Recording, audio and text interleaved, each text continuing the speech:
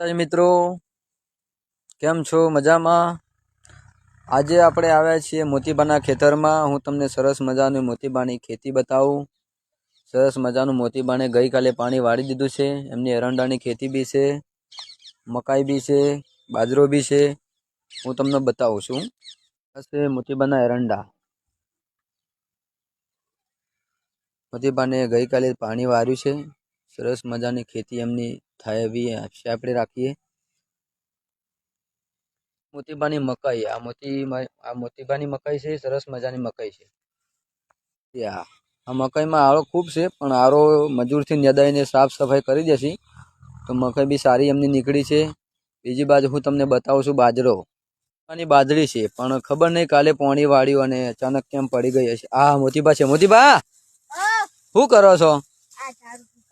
હા, ઝાડ છે કે બાજરી છે?